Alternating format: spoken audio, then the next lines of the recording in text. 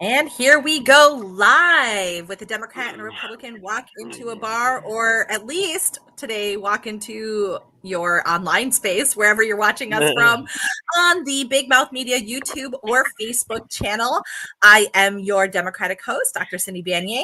I am your Republican host, Sean Hartman, and we are in it. Election day or election season. Early voting has started, Yep. and I was actually got the chance to go on Monday to both campaign and early vote. And I don't know if it's the same in Fort Myers, but it was the longest line I've ever seen for early voting. To Yeah. start, so we have a lot of early voting. We're probably setting records here. I don't know what you heard. A couple of things I want to bring up, actually, with my voting experience and for others. I don't have a driver's license myself, and I couldn't find my updated passport. So if you look at your ID list, the two things that they need is photo and signature.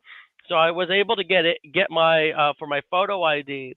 I am a student at FGCU, so I had my student ID, and then they had to do a signature verification as well. But if you sign Mhm. like the back of your credit card, you can avoid that.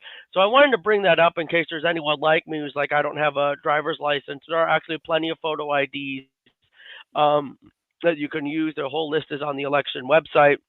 And just keep in mind that it's that and signature verification, which they were able to do and get me in quickly. The other thing I want to bring up, and what I would highly recommend for people, is to request a paper ballot. And the reason for that is when I was out there campaigning, I had two separate people come up to me saying that they had issues with the voting machine and they had to revote. One person was a Trump voter who was having issues with it, and another was voting yes on Amendment 4, and it wasn't letting her select that. And I'm not alleging a conspiracy or anything.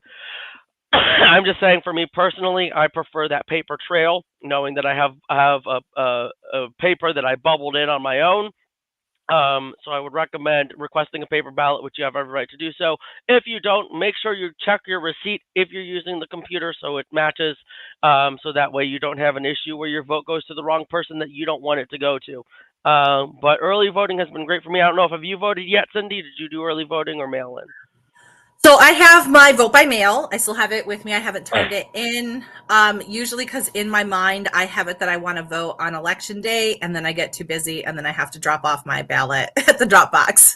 so, um, but just back to the point that you were talking about of some of the machines. I know that Peter Bush of NBC2 was doing a report on this, and what he wanted to emphasize through the report is that there was nothing, no malfeasance that was going on, but there was something that people were doing as they were interacting with the screen that caused it to flip.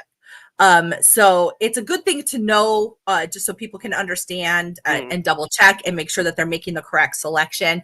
But I will say that probably for folks who are a little bit less tech savvy, maybe they haven't, had as much experience with technology, Especially that this may, touchscreen. yeah, so it could be something that, folks who have not had that much experience can feel a little bit frustrated if they're not able to get the technology to do what they want. That is, by the way, why I have always emphasized that you should have your vote by mail, because you can always make the choice, right? You can turn in your vote by mail if you vote on that day, or Mm. you could actually fill it out and turn it in. You could drop it into a Dropbox. You don't necessarily have to put it into Yeah. a mailbox necessarily. You can drop it directly at the supervisor's elections office if you want to. Yeah, or at any of the early voting election sites. I can tell you those people who did that got in and out pretty quick. I was Yep. in line for really only about 20 minutes, so it wasn't horrible. But I mean, I have never in my life, in all my years of working these campaigns, have seen a line for early voting. So Correct. that is Me neither. that we and your side was definitely out in front over at Mohawk Cape Coral Library, um, taking the flip offs. Which, guys, come on, let's be civil. But a bunch of people were flipping off your people. Unfortunately, someone flipped off us. We got one at least, but let's stop flipping each other off just because we're in opposing sides. I actually was with someone from Germany who was there for the Democrats holding old Congress sign, and I was there with the pro or the anti-amendment for people, and we were all having a conversation about abortion. It was civil and it was a respectful conversation, and that's how type of stuff we do here. So I was glad to see that, but it's been a hectic campaign season, and just a lot of what I get worried about is there has definitely been a lot of aggression here in Cape Coral with the city council candidates. I don't want to get too much into it. I don't want to throw anyone under the bus, but there have been multiple incidences of candidates interacting with each other in negative ways, altercations. There seems to be this consistent issue with Dan Shepard and running his gas guzzling truck that we keep hearing about. They did this last cycle too. A lot of people don't like that, and we had people shouting at Dan Shepard's daughter driving by their house, and it's just we've been seeing a lot of aggression going on, and a lot of on these final days just some negative, so much negativity. So I cannot wait for this election season to be over. It has been stressful. It has been a lot, and I assume even with you running yourself, Yeah. but I am ready for it to be done. So I will say that the Mohawk location, the Mohawk Library, was interesting because I spent the last week, by the way, going out to the early voting locations and putting out signs for candidates and issues and things like that. And I will say one thing is that when you do have your sign waivers and people handing out voter guides, typically both sides are very civil to one another. They're always kind of like they're next to each other. And those folks are usually like, hey, okay, great. You get the Democrats, I get the Republicans. We're saying hello. They're being cordial because both of them are like people who are very active and passionate about their side, right? So those folks are usually like pretty okay to each other. Sometimes you get these like crazy people coming up to the voting locations, and they may be flipping off or saying something, but I would say that that's been the exception and not the norm. I did see something very funny at the Mohawk location, as I was saying that, and I saw the Dan Shepard truck, and I don't know if this was Dan Shepard himself or if it was somebody else, but there was somebody who was very excited about Trump, and he had like an amplifier, and he was playing like all these Trump songs and like singing karaoke. Yeah, that wasn't. I saw him too. I saw him just as I was leaving from my doctor's appointment. He set himself up. Yeah, no, that wasn't Shepard, but I saw that guy. He was hilarious. I mean, whatever. Like, he's excited for his candidate. I'm excited for people who are excited to vote. So, but yeah, actually, every voting location that I went to, and I went to all of them except for the ones in Lehigh, and that was frankly just a time issue at this point. But I went all the other ones throughout Cape Coral, Fort Myers, Bonita Springs, and many of them had lines at all different hours of the day, which was very interesting, very different than what we've seen in years past. So I'm very hopeful that it means that we're going to have a good turnout, which would be great because I felt like our primary turnout was way down. So I was very worried that we weren't going to have a big turnout for the general election here. So I'm very excited to see that there's a lot of people getting out and voting. And there was one other issue that I wanted to talk a little bit about, but I think I came to the bottom of it. And what that does have to do with signs. We know that going back into this campaign, various camps were saying that their signs were being taken and blah, blah, blah. And one of the things that was funny for me is that my opponent had filed this like allegation that his signs were being taken, and I felt at least that it was like kind of trying to implicate myself in my camp, although I had been on vacation out west, so I had nothing to do with any of that. Oh yes, I remember this. But that was like the beginning of the campaign season. So now we are coming up to the, at last weekend as we were leading up into the early voting starting on Monday. The way that it usually works here in Lee County is that outside the polling locations, everybody puts their signs, right? And it's just kind of, there's signs all over the place. And even though there are some specific regulations as to like where you're supposed to put your signs and where you don't put your signs, it's kind of like, it's just, okay, it's election, it's a short period of time, so everybody puts their signs out. So the most populous voting location in Lee County is the 41 voting location across from Bell Tower. Okay. It's the one that's got the most amount of people coming in and out of it. So there's always a ton of people that are over there. And it was very dismaying that candidates had put their signs out. I put signs out on Saturday night, and all of the signs were removed by Monday morning. And it wasn't just me. I found out it was many other candidates, Republicans, Democrats. And then I went back on Monday and I replaced signs. And then again, by Tuesday morning, they were all gone. So this led me this whole week trying to solve the caper of the signs, figuring out what was going on with it. I called the supervisor of elections multiple times. I called code enforcement. I called the maintenance people that were doing the grass and things like that. And I found out a couple things. One was that the maintenance people for the county did take some of the signs and then disposed of them. So that was any of the ones that were actually on 41, which was disappointing, but at least we found out where they were. That still left the caper of the ones that were on the inside where they had went. And what we had learned and what I learned is that if you're looking at the voting location on the right side, that property belongs to Robin Stuckey. And then on the left side, it belongs to the bus transit location. Okay. So there was the suggestion that by the supervisors of elections, their operation manager, that if there were signs on either one of those properties, that those property owners might have taken it. I did a bit of sleuthing and I have concluded that the signs on the inside were taken by Robin Stuckey. Because their dumpster was full of signs.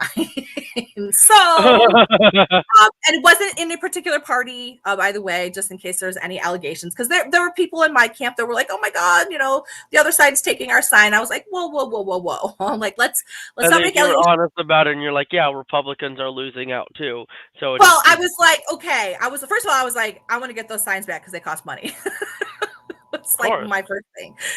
So, and in years past, the county, the maintenance crews, if they had picked them up, they would hold them for you and you would get them back. That was not the case this year. But I had missed. So the signs, my folks' signs were not in the trash bin. They had already been taken, but there were some signs that were in there. And so my conclusion is that it was taken by those property owners, as is their right. But it seems as though the compromise is there's like one section where they've allowed the signs to kind of just be, and that's where it is. So I'm hoping that will be the way forward. But I just wanted to put out there because I know there was a lot of people who were feeling very upset about it, and probably on both sides. I'm sure the other folks, the Republicans who had their signs taken, were probably thinking that it was our side, right? But I just wanted to let everybody know, multiple phone calls across multiple agencies, code enforcement, everybody, they ended up in a dumpster, guys. So it was a property owner who did it. It was Robin Stuckey. Robin Stuckey stole the signs. And they removed them from their property. That's what they did. Removed them from their property. Well, glad we solved the mystery of the sign caper. Yeah. So anyway, it's always a big deal, but so what else? So we got just over a week until Election Day. That is, we're winding things down. So what are you looking at in this final week of voting up to the Election Day? Well, I think there's several elections to watch. I don't think President Trump is going to have too many issues winning Florida. I'm paying attention really to Pennsylvania, Georgia, maybe Arizona. I think if we flip Georgia and Pennsylvania, and I think Georgia is going to be easier to flip than Pennsylvania, I think if we flip Pennsylvania, we win. But for that reason, and especially with the way Pennsylvania's election system is working, I don't expect we'll know Pennsylvania until a few days after, which is going to create enough problems of its own, which I don't even want to think about right now. And let's reiterate for folks, the reason that is because there is a law in the state of Pennsylvania that the vote by mail ballots cannot be counted until after the polls close. Exactly. So like with us in Florida, if I'm not mistaken, if you're early voting or absentee vote or mail-in voting, they've already counted those ballots. They just don't release them until after that time. It's usually 15, 20 minutes after. That's why they already have it. pretty much. And they've you can already, track it too, by the way, in the state of Florida. So they have the ballot tracks if you go on yeah, lee.vote, and you can look and see if your ballot, if your signature, if everything went through. But yeah, yeah, they are actually calculating and tabulating on the backside in the state of Florida as they're receiving the ballots. In Pennsylvania, they can't do that. So that's their yeah. state law. And so it takes some additional time for them to tabulate the vote by mails. So Yeah. so yes. So I don't know. And again, because it's going to be so close. Yeah, and I'm still very much in the camp that everything is up in the air. Myself, I've been watching Yeah. very closely the polls and listening to different layers of analysis, and it seems as though in many areas the polling between Trump and Harris is within the margin of error.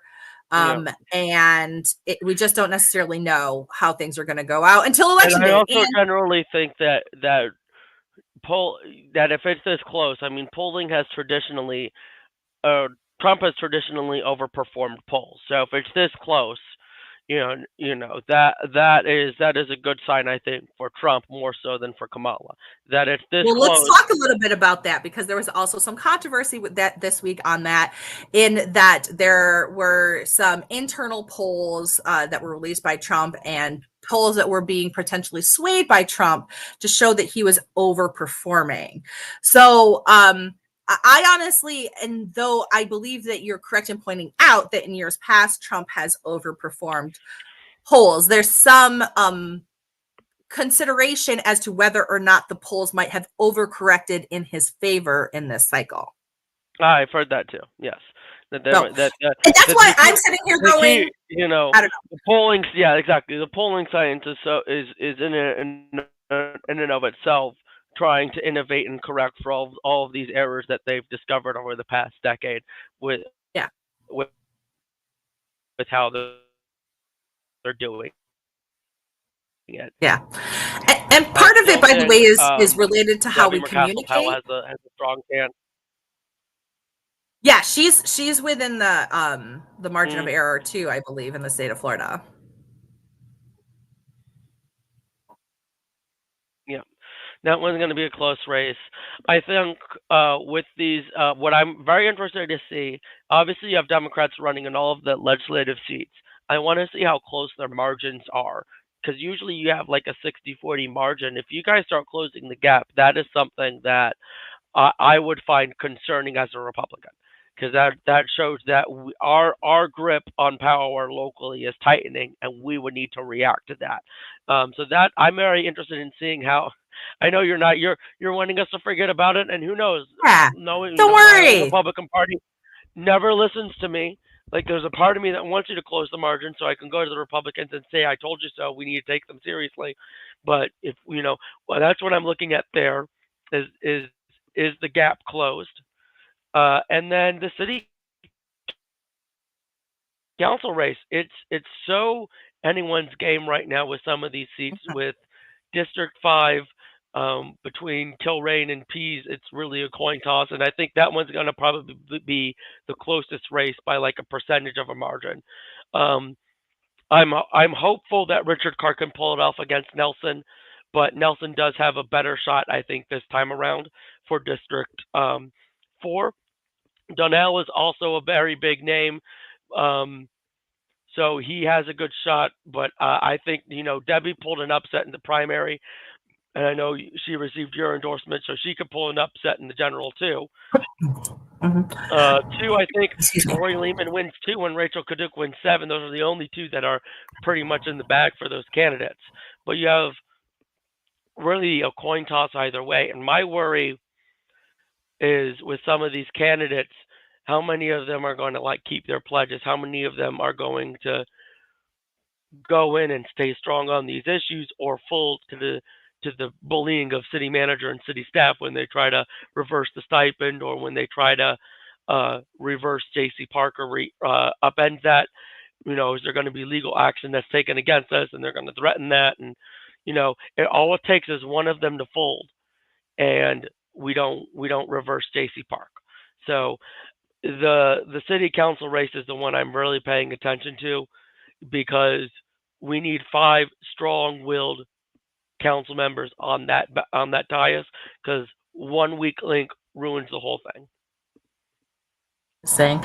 And the thing that's always interesting about the city council races is that there's not a lot of polling or anything that happens in these races because they're generally pretty small races. And they're smaller jurisdictions too, so they're more susceptible to margins of error and things like that. But here's the truth is, like, nobody's polling in any of these, okay? Like, that's just not, nobody's investing in that. So you really don't know how they're going to shake out until it ends. Also, you have issues with things like undervoting, which happens when there aren't any, that people don't vote for that. So you may get in a district, right? There's probably 15, maybe 1,000 people in a city district in Cape Coral, maybe more for you guys compared to us in Fort Myers. But also remember that city council seats in ours is at large. So all 100 or 200,000 people who vote are going to be voting for all 5 seats. Really? So, yes, it's not like Fort Myers. Fort Myers had to go single member districts. So so we don't have that. It's been discussed, it's been debated, and it's probably something that we could see on our city charter ballot in the next election cycle. I really do think that, because people have talked about it. I personally don't like the idea. I think that when you have council members, if you're electing them, first off, our districts aren't so different that it's not like people in District 1 are truly represented than people in District 6 or 7, right? Our north and south are a little bit different, but really the city itself is not all that different. And more importantly, I like the idea of having a holistic city council. A city council where if they're running, if you're running in District 1, you have to care about District 1 and District 7 and the rest of the city. You can't just say, I only care about my community and no one else, or my neighborhood and no one else. I don't like that idea of a divided city council like that. So that's where my opposition to it comes in. And I feel like it reduces your power, right? Like, I, as a voter, choose all 8 members of the council. Why would I reduce that to just 2? It's the same with Lee County Commission. You know, I can vote for all 5 county commissioners. If we do single member with 2 at large, I only have power to elect 3 county commissioners. So it reduces my personal power. And so it's like, why would I do that? That's just my view on it. Right. But I mean, that's actually the point, is that then it's not representative. So then you don't have, I mean, at that point. And I think that Lee County Commission has a better argument for that than the Cape Coral City Council. Like, obviously with the Lee County Commission, you have 5 districts that are vastly different and have vastly different needs. And if their district isn't being represented, then that's a problem. I agree with that there's a better argument there for single member districts, because I used to be for it a decade ago for that reason. I just don't think, even with that argument, I don't think that argument works for Cape Coral. I don't think our 7 districts are that much different from each other that there's misrepresentation when the districts aren't represented only by their council member. Well, yeah, definitely something to look at. But so that does make it that actually you have a lot of people voting. So that's an interesting dynamic. Yeah. So, like, I only have to win like 2,000 single member districts because it's less people to knock on doors on, right? But I'm not the type of person who thinks that we should make life easy for politicians. If you want to earn our vote, you got to work for our vote. I'm not going to, because that's the argument I hear from politicians. Like, I would love single member districts and I don't have to work as hard. Too bad. You have to work as hard if you want our votes. But it's not that. It's actually, but it's a push and pull between grassroots and representation, right? So if you're somebody who's going to take money from corporate donors, it's a lot easier to run a bigger campaign, because then you can pay for things like mailers and TV ads and things like that. But if you're a grassroots candidate who really just wants to make your neighborhood a better place, then it's going to be much more difficult for you to get into those places of power. But so that's always a push and pull, by the way. Yeah, that's a push and pull argument. And argument. I can see your point on the judicial, or not the judicial power, but the electoral power, right? Like, of the around the county, because these people ultimately are making decisions for the whole county or the whole jurisdiction. Yeah. So I could see some validity in that point. Yep. And so that's why but this is a great time to point out that this is always the component of governance and these systems that we create, right? Mhm. Like, none of them are perfect, but you're always trying to balance these different needs, right?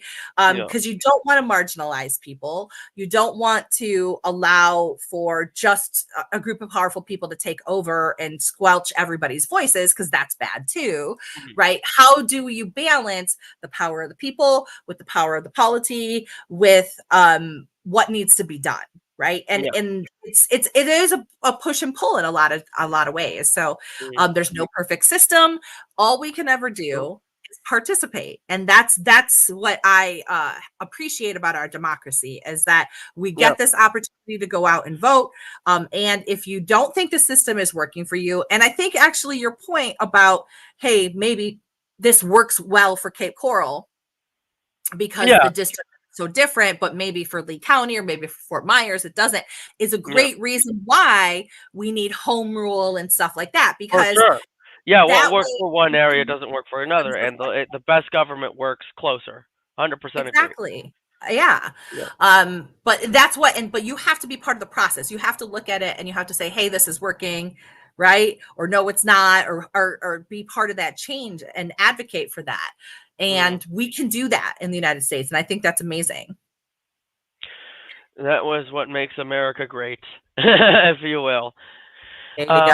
But I think it's going to be I think we're going to have a great turnout, and it's anyone's game. Is my and I agree with that. We'll have one more show before that, right? Yes, we'll have one more show on November 3rd, and then November 5th is the big day. Here in our jurisdiction, it's great for us to remember that in Lee County, from now until November 2nd, that's next Saturday, by the way, you can vote at any one of the 12 polling locations around our region. And you do need to bring your IDs and some identification, as Sean had indicated, your voter registration card, all of that information to be able to vote. But you can vote in any place. So if you work in Cape Coral, but you live in Lehigh, you can vote in Lehigh or Cape Coral. They will give you the correct ballot. And you can do that from 10 a.m. to 6 p.m. every day until next Saturday. Now, it's important for people to realize next Sunday, no voting. Next Monday, no voting. So the 3rd and the 4th, no voting. And then the last opportunity that you have to vote is Election Day itself, November 5th, Tuesday. So that's how we roll here. And at that point, you will have to vote at your designated voting location. Correct, at your precinct, or if you do have your vote by mail, then you can take that to the drop-off location, filled out, or you can take the blank one, turn it in at your precinct, and vote in person. How are you feeling with your race for city council? How's your confidence level? I'm feeling very good. And what about, because I know you have the other one with Gerardo and McMillan, or is it McMiller? Yeah, Jacqueline McMiller and Diana Geraldo are vying for Ward 2. So that is Johnny Streets, the longtime city council member from Ward 2. He is retiring the seat, and actually there is a celebration for him. Let me look this up for us. A celebration for celebrating Johnny Streets and his service on October 29th. And I'm trying to find it. I'll put it in the show notes for us. But just all his years of service. And so those two women are up for election in that. So I will be very biased and be very transparent about my bias. I am running, working with Jackie McMiller's campaign. So she is my favorite candidate. I do know that Diana Geraldo, and I've known her for years, and she's a very fantastic person who works with the infrastructure in the city as well. So you really have two supremely qualified candidates who are ready to work for the city in that race. And it will be it is a grassroots candidate versus somebody who's got a heck of a lot of institutional support. Diana Geraldo has got a lot of institutional players behind her, and Jackie McMiller is just former mayoral contender and grassroots community advocate, had been working for the NAACP for years and local nonprofits and church groups. So we'll see how that race plays out as well. Do you think how strong do you think Jackie's chances are? Well, I think it's very strong. I think she's got better name recognition because of her mayoral run. Yeah. But that seat, by the way, so this is another thing to keep in mind, that all of these districts have been changed since 2022. And everybody who's up this time around is not running in the same exact district that they had run before. So Ward 2 now includes a lot of areas that are far out. This had been a more Dunbar-centric district in the past. And it does include a portion of Dunbar, but it also includes numerous upscale, like gated communities off of 6 Mile Cypress and things like that. So it's kind of changed the dynamics of that district. And my district, by the way, this district that I'm running in, Ward 4, which, by the way, just numerically in 2020, I had not only just gotten the most votes of any candidate at all running in the city of Fort Myers, but I also got the most votes out of any candidate in Ward 4. Right. So this district had been extremely favorable for me, and it had been cut to be more, to include more of the McGregor corridor and less of the interior on 41. So this district had shifted its numbers more towards some of the Republican voters. So they're different districts than they had been in the past. So, it's interesting to see that. And so we're running in like in a brand new race, essentially. Yeah, it's a new race, new rules. But that's interesting. We can't forget about the Fort Myers City Council races. We're going to forget about the Menino runs because I don't know who's running in those seats. I know that Jesse, I think, is running for something. That's the only one I know. And, Fred Forbes' wife is running for, I think, his seat. Oh yeah, lame. Sorry, I don't buy the dynastic stuff. I don't pay attention to Bonita Springs politics, unfortunately. Maybe I should. But yeah, I'm not up to right date now. on it. But I will say one thing that was interesting for me that I only just found out is that my opponent is actually not a Republican. Really? He's a registered. He's an NPA. He's no party affiliated, which is interesting. Even though he's got widespread Republican support. Well, let's be clear. He has widespread Republican support because he's running against you. That's the only reason. No. Prior to that. But it increased because of you. Let's be real. I don't know. I had sent out some pretty poignant messages on the not misappropriation, but questions about the validity of fiscal responsibility when we come to putting aesthetic bricks in front of his house. Yeah, that might be the thing that does it, man, unfortunately. Yeah, so I did that. That between that and the poop water, that's also what I'm running on. Oh, yay, poop water. Yeah, lots of poop water running directly through Fort Myers High School as well and through Edison Park. But yeah, the Colusa Waterkeepers a couple weeks ago had a big community meeting talking about the extremely high fecal matter counts in Manuel's branch. And just how the city has not done anything. And they made a call for the city actors to do something about it. And it clearly hasn't been a priority because this is for years, the count has been in the thousands when it's only safe for humans to come into contact with the water if the fecal matter indicator bacteria is under the count of 70. And it is. And where exactly is this water? Manuel's Branch. Manuel's Branch runs, if you've ever been by Fort Myers High School, there's like a little creek that runs behind the high school and then actually through the practice grounds. Okay. And right down Cortez. Mm. It's that. So it runs right through the heart of Edison Park. And literally, so the thing that was concerning to me too is my daughter's in marching band at Fort Myers High School. So the practice grounds where they are practicing at the end of that field is the creek. Okay. That's got 3,000 count fecal matter. Like I said, where 70 is the amount that is okay for humans to touch, Jesus. they're at 3,000. 126 is the count at which you can become ill from the contamination in the water. So we're talking about water that has extremely high likelihood of, if you come into contact with it, of you getting everything from enterovirus to hepatitis to brain-eating amoebas and things like that. Okay, this is really nasty stuff, and that water can aerosolize. Worms. Yeah, you'll get RFK worms if you go near that water. That's horrible. No, that definitely needs to be taken care of. This is, oh yeah, this goes back like with Cape Coral, where you have the government officials not taking care of something. In Cape Coral, we had it with the yacht club. This is, I would argue, is far worse, because at least the yacht club was a historical landmark and depressing and horrible for us to lose, but it wasn't making anyone sick. No one. Its destruction did not poison people, potentially kids, like this is doing. So this is, again, your city government failing to do something simple that it needs to do. Right, like doing the most basic thing, which is to make sure that the poop does not go into the water. Because this, by the way, is like also like our central water plant failed its inspection in July. And honestly, and the other thing is because one of the big things one of our big projects that we had here in Cape Coral is the pipeline northern to Caloosahatchee River near my house, that we're supposed to be taking your poop water. You're like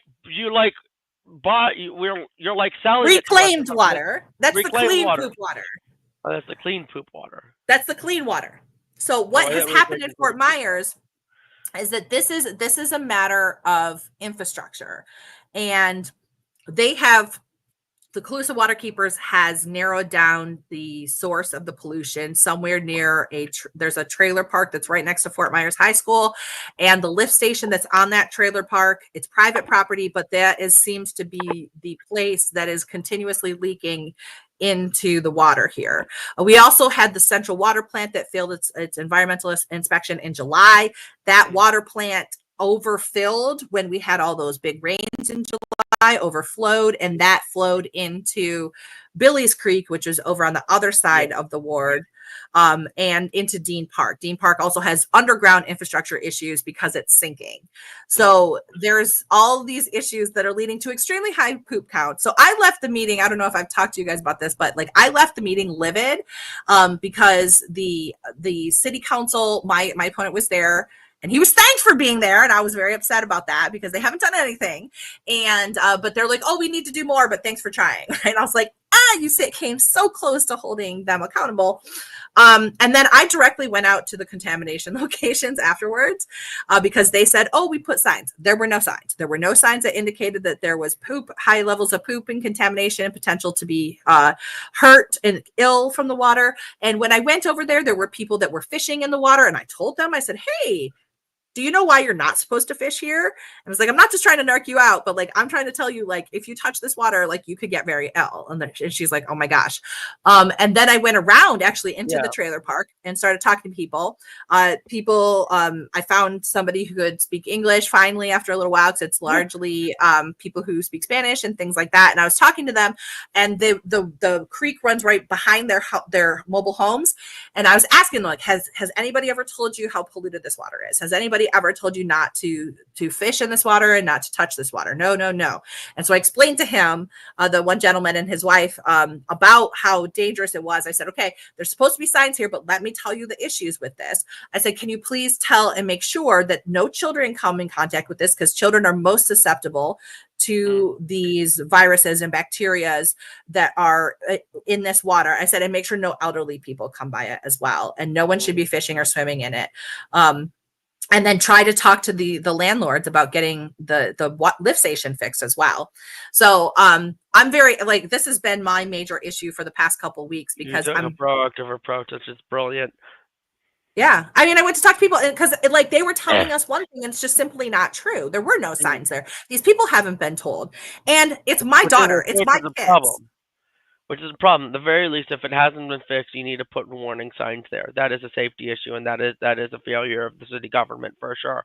And then it's just so disgusting and gross that that's even happening. the other thing is that the landlord should be held liable in this case. Absolutely. I think that if they're not taking on the action, especially if they're alerted of it, there needs to be civil action against the landlord for failing to do something. I mean, and that's honestly a free market solution. That's how it should be. If you're as a private property owner causing damage to other property, in this case public property, but other property, you have to commit to damages for that property.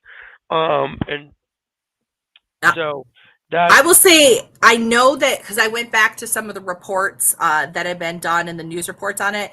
The city environmental engineers that have been working on this have recommended that that property be required to fix it, and I have yet to see any action on that. yeah. And so that's at least 5-6 months that's been going on and has not been addressed. But I know that this is something that has been out there for years. That is disappointing. So hopefully They know to poop water, everybody. they know to poop water. You don't Yes, want poop please. water, then you better vote out the incumbents in Fort Myers. And anti-poop water. Take out the crap. That's my campaign. Take out the I literally, actually, after that, I went and changed some of my campaign stuff to be like, end poop water, plank number 1. Brilliant. Brilliant. Well, that is disappointing, and I'm very glad we don't have to deal with that literal crap in Cape Coral. I'm so sorry that you're dealing with that in Fort Myers. Yes. Me too. All right. So let's talk about we're coming to the end of the show here, but let's talk a little bit more about some of the other things, because this is the week that if we're going to see any October surprises, this is when we'll see them. I have heard from some inside sources that something that people were trying to push out as an October surprise was that the first assassination attempt against Donald Trump was staged. And apparently this was such a fraught piece of information that the mainstream media did not want to touch it. But there were some people that were alleging that the interview that Donald Trump did with Joe Rogan indicated that it was a setup. So I don't know what you've heard about. I haven't heard that interview, but what was said I don't even know. First off, I don't know what was said in the interview. I would like to know, but even regardless of what it said, that is kind of ridiculous to say that it was a setup. I have heard a conspiracy theory that involved, and I talked about it before, with Trump Jr. And Michael Flynn trying to set up the assassination attempt to sort of make Trump into a martyr, and they were going to do this right before. The evidence was some suspicious Telegram or text conversations, and then Trump Jr. and a few of them selling the True Social stock. So there are a lot of people who are thinking that this was an inside job within the family, but not with Trump. I have heard that before, but I think it's ridiculous. I don't know what he said in the interview, but I don't. Either do I, to be fair. Yeah. Okay. In that case, yeah, I don't see how you could say it was staged. That's an absurd. I don't know. I'm just saying that this was, and I know that there was a leak from one of the newsrooms that had received the pitch about the Trump assassination being staged, but the newsroom did not take up the pitch on the story. So, but it may come out this week if somebody picks it up, or who knows. So that's what I've heard. So have you heard of any other October surprises brewing? I think that not necessarily an intentional October surprise, but I think when you have Israel literally attacking Iran last night, I think that's a pretty October surprise that's not going to really help your side, because it puts Israel back in the news, and all of the Palestinian side are going to be much more motivated and reminded of why they don't want to vote for Kamala Harris. So, yeah, and that just happened. I think they took out their air defenses, essentially leaving Iran blind. So who knows what happens in the next couple of days between the two of them. Let's not forget that both of them, I don't know if Iran has a nuke yet. They probably do, and we just don't know it. We don't know because of the withdrawal from the Iran deal, and that had included IAEA oversight. So we Yeah, don't so we know. didn't. Yeah, and then, but we definitely Supposedly they know, don't. even though we don't. Yes, hopefully not. And but we do know if they do that Israel definitely has nukes that they don't admit to having. They have secret nukes, as everyone. It's the worst kept secret in foreign policy, honestly. So there's a very real risk that this could go nuclear or at least much more aggressive. But now it has become a regional war. I think that's safe to say when you have Lebanon in the mix and now you have direct attacks on Iran. That's not a good thing for your side for So sure. Sean's calling the October surprise nuke war. Yeah, oh God, yes. Hopefully not. Shit, I'm not. I don't want that you. is a hell of an October surprise. I'm thinking Yeah, like happy document Halloween, and release. No, everyone. you're like, we're gonna Mushroom have nuke cloud war. in Jerusalem. There we go. That's the no. I hope not. Fantastic. All right, good. I will say that also this week we saw George Santos. If you're not familiar with George Santos, he's the disgraced congressman from New York 3 who was dismissed from Congress because of the various felonies and all the wacky things that he's been involved in. But he released a video saying that there was something coming out about Kamala Harris, and this was going to be whatever campaign ending thing. And I think he did that on like Wednesday or something. So I don't know if you heard any more about that. Oh, no one pays attention to George Santos. Yeah. Like he just does. The only thing I know about him is he's doing cameos, and that he screwed himself. It was someone who I think could have been something if he wasn't such a liar. And I think it's sad how he had to completely invent this person. It's nuts. It's that movie. What was that movie with Leonardo DiCaprio? Catch Me If You Can, about the Oh, famous fraudster who yeah. was every single thing. That's who George Santos was, except he was bad at it. Yes, he was very terrible at it. So yeah, so maybe the George Santos October surprise is that he was going to use that to sell more cameos. Um, I don't know. all right. I don't know Any what other? he Have would you have heard of it. any other October surprises brewing except for Nuke Not, War? nothing new. I mean, I think we know everything we know about Trump. All the bad things, all the things, negative things that people say are out there, and unless Kamala has some skeletons in her closet that we don't know about. I know people are trying to make Doug Emhoff's things. You know, there's a I thing like it's a babysitter and he wants to beat up someone. Like they're trying to dig on Doug, but I don't know. I I don't don't know think how so. you. I mean, honestly, because stuff would have come out when they vetted her for president. Yeah. And I will just say this, okay? Democrats are afraid of their own shadow most of the time.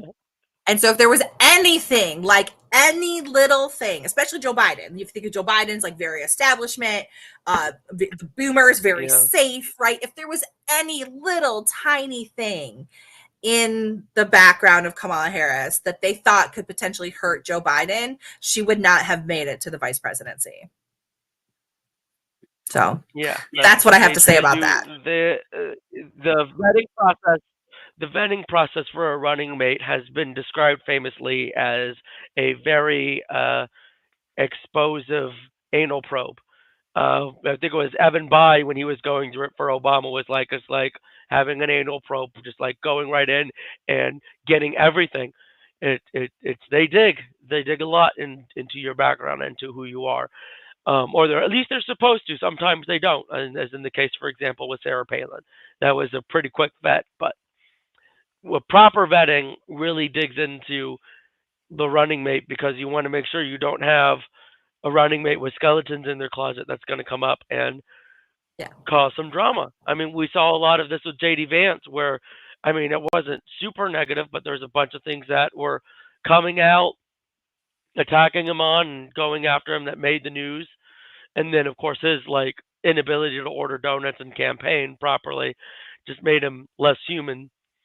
So you want a It didn't really running help mate who can, himself during all of yeah, that. you need a strong running mate who's not the number one rule of having a running mate is you don't want a running mate that damages you. which I don't know if JD Vance really followed through on that, but we'll see in November 5th, or probably a few days after, how this goes and who wins. That's it. At this point, that's what I've been telling you. What do you think? I'm like, I don't know. You do the thing, you run through the finish line, and that's it. That's all we're at right now. So we'll see. So we'll reconvene here at a Democrat and Republican next weekend, which will be the Sunday before the election day. So early voting will have been done in the state of Florida. And if there's going to be an election surprise, it will probably have popped off sometime this week. So it's the last time they can do it. It's the October surprise ends November 3rd. They can't really surprise us right after that. Right. So we will see what happens there. Yeah, but otherwise, I hope everybody, aside from all the campaign stuff, we do have Halloween and stuff coming up this week. So I hope that everybody has a fun, safe, happy Halloween. I mean, I know I love Halloween. My daughter's birthday, my oldest, is the day before Halloween. So it's always a big deal in our family. We have a lot of stuff. It's always fun and joyful time for me and my kids. And I hope if you're somebody that gets into Halloween like we do, that you have some joy this week. So that's my wish. What's your parting words for today, Sean? My parting words is, if you haven't voted, vote. Vote your conscience. I think that's very important, regardless of whether or not you're a Republican or not. Make sure to vote your conscience and vote who you believe will do the best for you, and for you and your family and your community. But yeah, no, just make sure to go out and vote. Request a paper ballot. In my opinion, is the best option, and have a happy Halloween as well. I think the scariest thing that I can think of is a Kamala Harris presidency. Ooh. I was going to say the scariest thing for me is getting thrown into the gulag after Trump is elected. So, All right. Well, this has been a Democrat and a Republican walk into a bar. I have been your Republican host, Sean Hartman. And I am your Democratic host, Dr. Cindy Banyai. Thanks so much for those of you who joined us live for this taping. If you enjoyed the show, we'd certainly love to have you subscribe to us and help us keep the lights on, literally and figuratively, here at a Democrat and Republican walk into a bar. You can find information about that on our plans and pricing page on the Big Mouth Media website at bigmouthmediafl.com. And fingers crossed for us, everybody. Hopefully, after the election here, we will have a brand new location for our live shows where you'll be able to come back for our live tapings, and hopefully we'll have a lively audience and get back to having some fun with that cross-aisle discussion here coming up. So more details on that to come. So thanks so much for joining us here. We will see you next time.